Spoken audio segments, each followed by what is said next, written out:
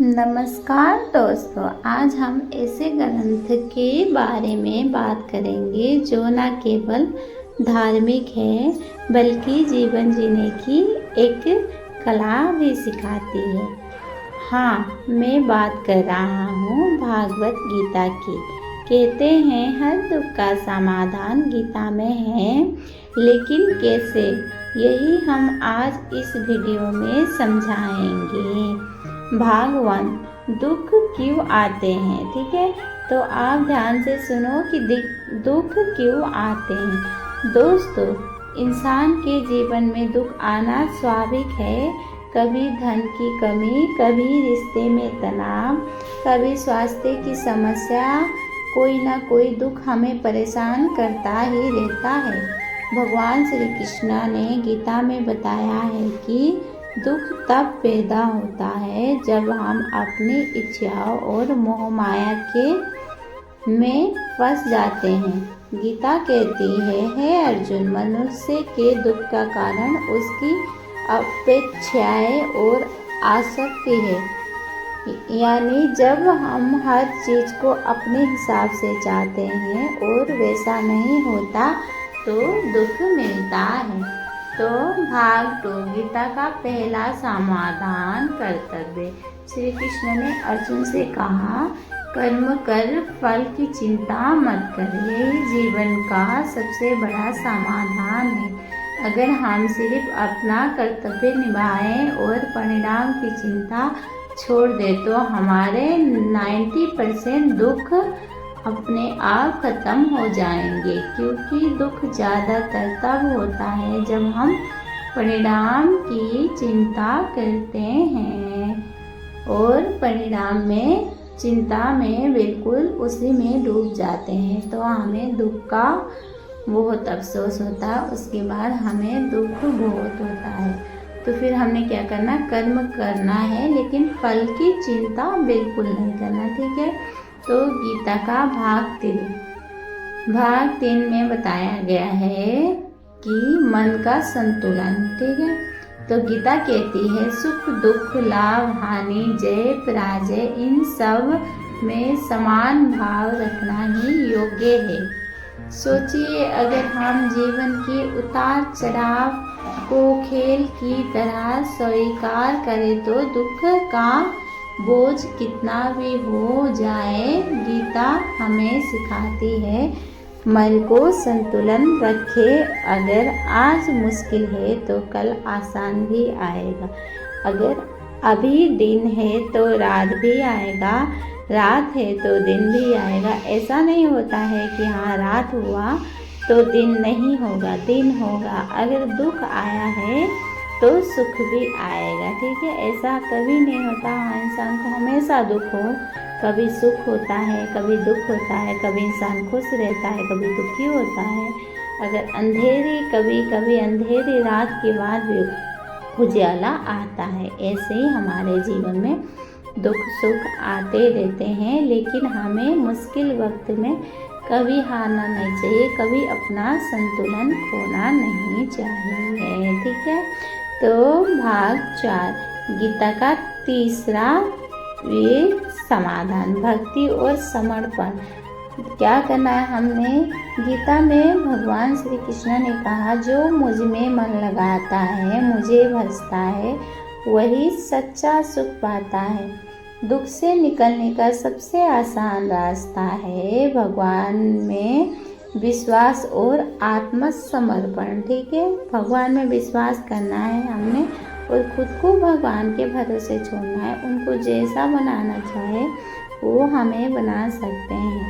तो जब तक आप खुद को समर्पण नहीं करते तब तक आपको खुद का दुख बहुत बड़ा लगेगा, और जब भगवान पे आप समर्पण हो जाएंगे तो खुद का दुख कुछ भी नहीं लगेगा। आप जितना दुखी हो ना, ये दुनिया में बहुत लोग आपसे भी ज़्यादा दुखी हैं।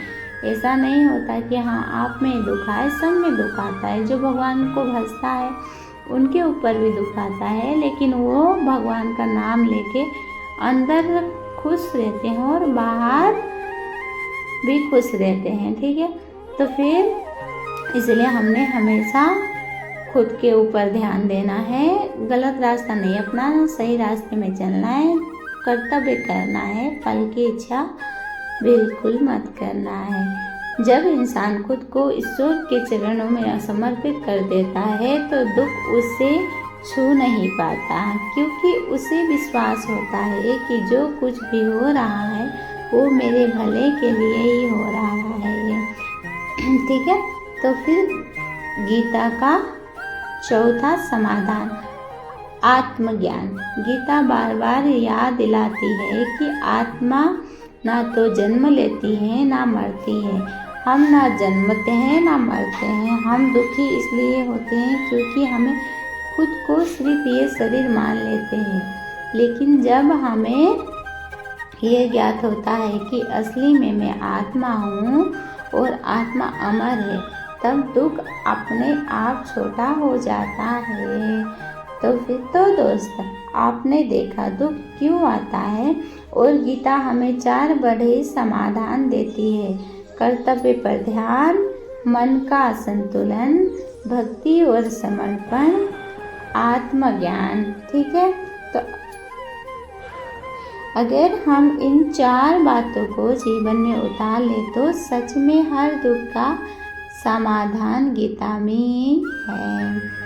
तो आइए दोस्तों, आइए गीता के इन उपदेश को अपनाइए और जीवन को सुखमय बनाइए। तो जय श्री कृष्ण। आपको पता लग गया होगा कि हमारा दुख क्यों आता है। तो दुख अगर आता है तो उसका समाधान भी होता है। ऐसा नहीं होता है अगर रात हुआ है दिन भी होता है। आपको पता ही है, कभी सुख कभी दुख आते रहते हैं। तो फिर इसीलिए हमें कभी दुख में घबराना नहीं चाहिए। अपना संतुलन बनाए रखना है, अपने भगवान पे विश्वास रखना है। एक ना एक दिन दुख के बाद सुख आएगा।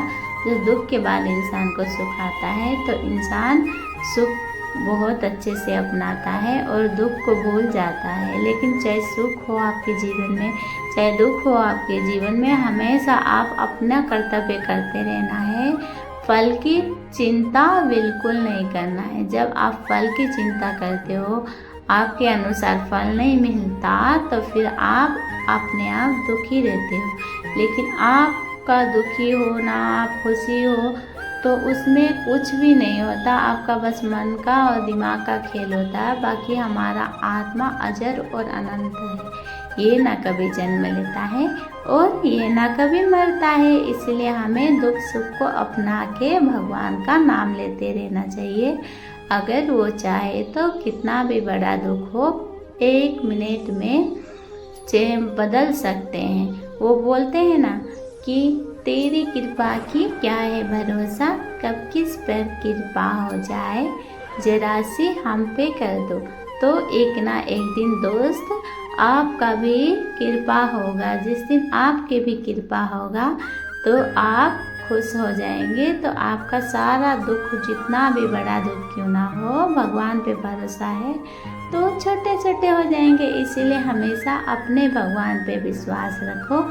एक ना एक दिन आपका दुख अपने आप खत्म हो जाएगा और भगवान का नाम लेते रहना चाहिए। उनकी कृपा से हमें ये जीवन मिला है। उनके ही लिए हम जन्म लेते हैं, मरते लेते हैं, लेकिन उनको ही हम भूल के अपना ही दुख सुख में जीवन गुजार लेते हैं और लास्ट में हमें कुछ भी नहीं मिलता। इसलिए हमें भगवान की भक्ति करते रहना चाहिए, उनका नाम लेते रहना चाहिए।